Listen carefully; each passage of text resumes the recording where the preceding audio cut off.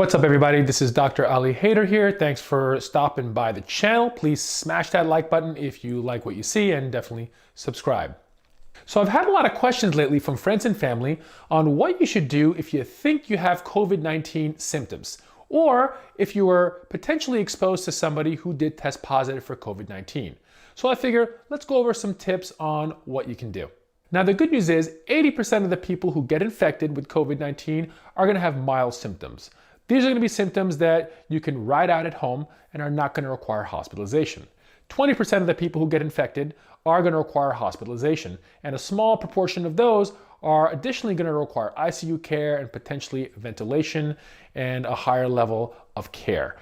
Now again, it's true that most of the people who get really sick and die are older and people with other underlying disorders, but still important to remember that young people can still get very sick. Again, unlikely, but it definitely has been happening.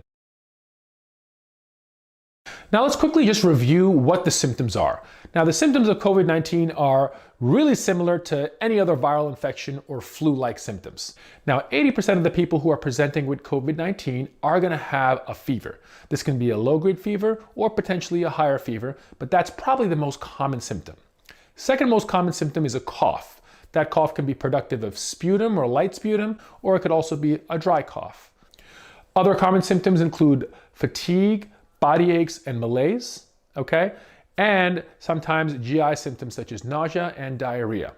By and far, those are probably the most common symptoms that we're going to see, but you may have one, you may have all, and occasionally you may have none. One interesting symptom that people have described is a loss of taste or a loss of sense of smell, okay? You can see this in other viral infections and sometimes sinusitis-like infections.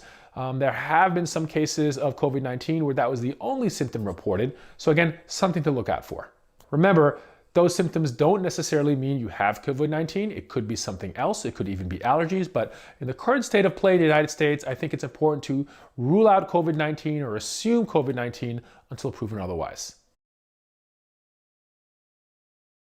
So what do you do if you have symptoms? Well, let's kind of break it down into categories. Now, if you have really mild symptoms, mild meaning you have perhaps a low-grade fever and you have a little bit of a cough and some body aches and sort of you feel like you may have the flu, what you want to do is stay at home. The best thing to do is stay at home, take some Tylenol, take over-the-counter cold medications if appropriate, and try to isolate yourselves from your family. If you live with other family members, you want to wear a mask at home, wash your hands aggressively, and try to ride it out.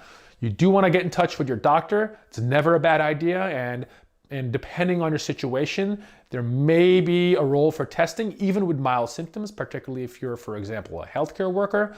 But by and large, mild symptoms, you're going to stay at home and let it ride out.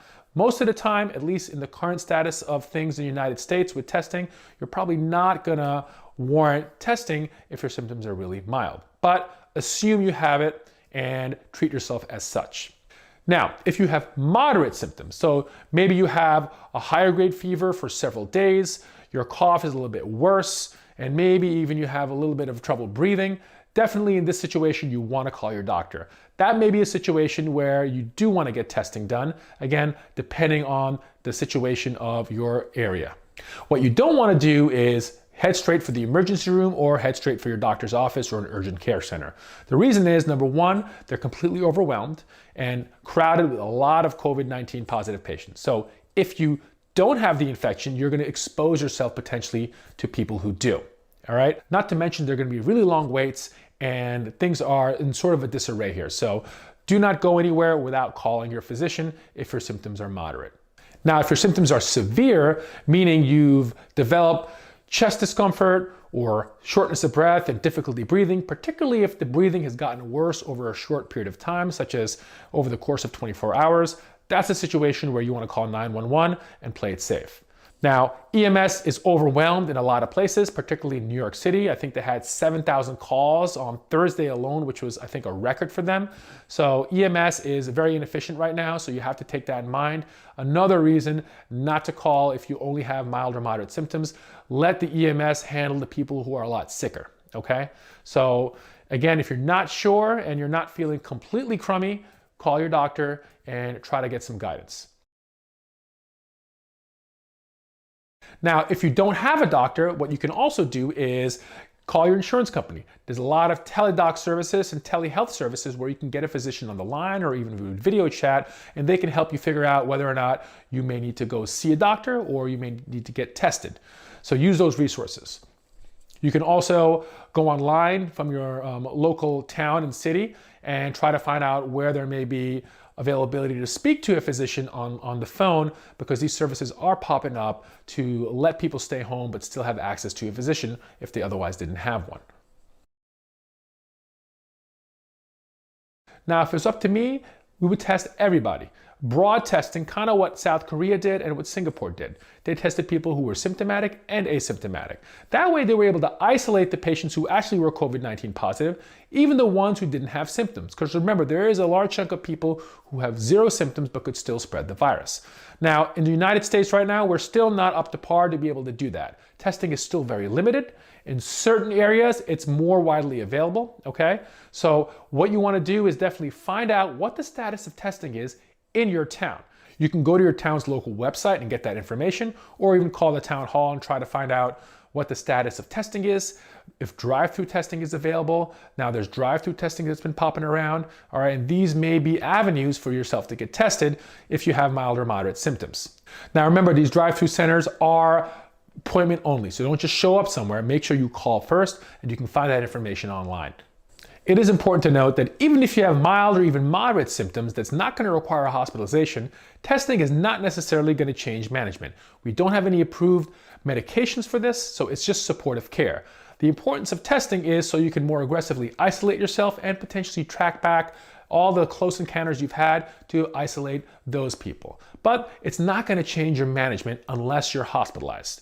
The most important people to get tested are hospitalized patients and healthcare workers, so we can really pay attention to the sick people and the people who are taking care of these sick people.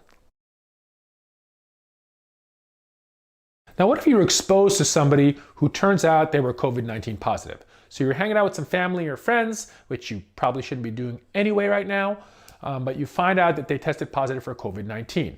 Now, it's also important to note that transmission is generally with close contact for prolonged periods of times. So if you walk by somebody on the street, chances are you're not going to get this virus. But if you were in the same room with somebody for an hour or two and potentially touched the same surfaces and had some close contact, that may be a situation where your risk is a little bit higher. So if you had close contact with somebody who was COVID-19 positive, what you want to do is firstly quarantine yourself at home, okay? Self-isolate. Wear a mask if you're living with other people, and monitor for symptoms, okay? We generally recommend a 14-day quarantine, and that's because of the incubation period of the virus. The incubation period is the time it takes from acquiring exposure to the virus to the point where you're going to develop symptoms.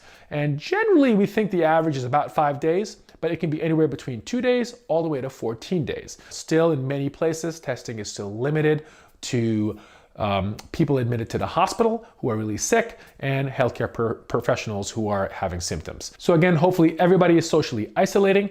Remember, although the majority of people who get this virus are not going to be super sick, there is a percentage of people who are going to require hospitalization and a percentage of people who are going to get very sick. And although predominantly that's older and people with comorbidities, there are a handful of young, healthy people getting very sick. So we all have to take it seriously.